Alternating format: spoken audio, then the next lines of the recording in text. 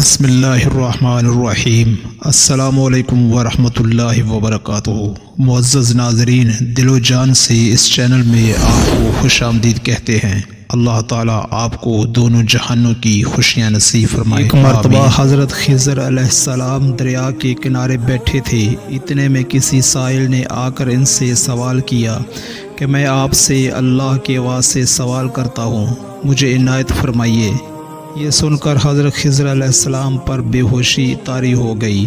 جب کچھ ہوش ہوا تو فرمانے لگے، بھائی میں تو صرف اپنی جان اور مال کا مالک ہوں، تم نے مجھ سے اللہ کے واسطے سوال کیا ہے، لہٰذا میں اپنی جان اور ذات تمہارے حوالے کرتا ہوں، تم جس طرح چاہو اس کو استعمال میں لاؤ، بازار میں فروخت کر کے اس کی قیمت سے فائدہ اٹھاؤ۔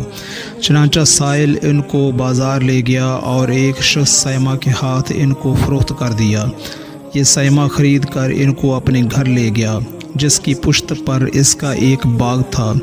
چنانچہ سیمہ نے حضرت خضر علیہ السلام کو ایک کدال دے کر کہا کہ سامنے والا پہاڑ جو 3 مربع میل رقبے میں واقع تھا، اس کی مٹی کاٹ کاٹ کر باغ میں ڈال دو۔ اور یہ حکم دے کر سیمہ اپنی کسی ضرورت سے کہیں چلا گیا اور حضرت خضر علیہ السلام اس پہاڑ سے مٹی کاٹ کاٹ کر باغ میں ڈالنے لگے۔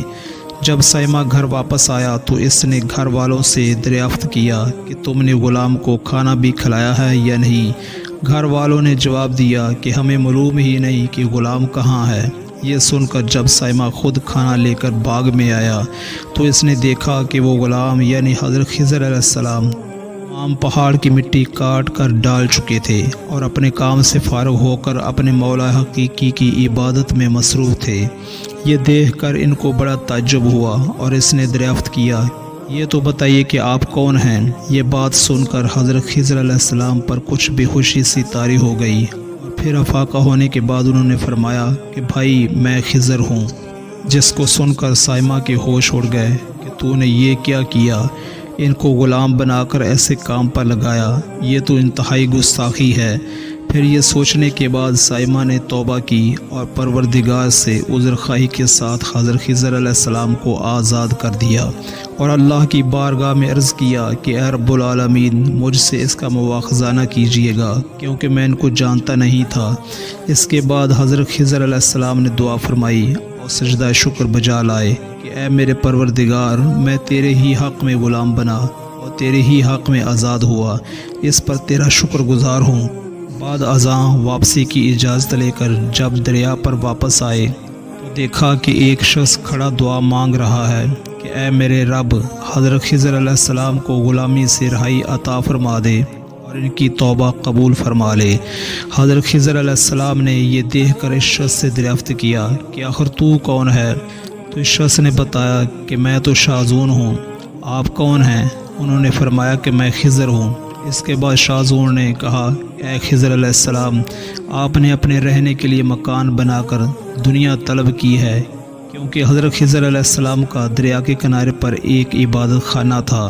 بس یہ سن کر وہ فوراً میدان میں نکل آئے، وہی اللہ کی عبادت میں مصروف ہو گئے۔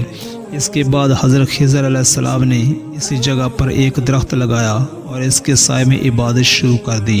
تو آواز آئی، اے خضر، جب تم نے درخت کے سائے میں سجدہ کیا تو تم نے دنیا کو آخرت پر ترجیح دی۔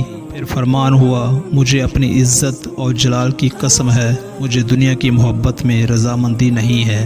اس کے بعد حضرت خضر علیہ السلام نے شازون فرشتے سے کہا کہ اے شازون، دعا کرو، اللہ تعالیٰ میری توبہ قبول فرمائے۔ چنانچہ شازون نے دعا کی اور اللہ تعالیٰ نے شازون کی برکت سے حضرت خضر علیہ السلام کی توبہ کو قبول فرمایا۔ خدا کے برگزیدہ بندے اسی حالت میں رہتے ہیں جو اللہ کو منظور ہو۔ بے شک ہماری فلاح بھی اسی میں ہے کہ زندگی کے ہر موڑ پر آنے والے ہر پیچ و خم میں ہم راضی رہیں، اللہ تعالیٰ کی چاہت کو سامنے رکھ کر زندگی گزاریں۔ دعا ہے کہ اللہ تعالیٰ ہمیں اس واقعے سے سبق حاصل کر کے نیک بننے کی توفیق عطا فرمائے۔ آمین یا رب العالمین۔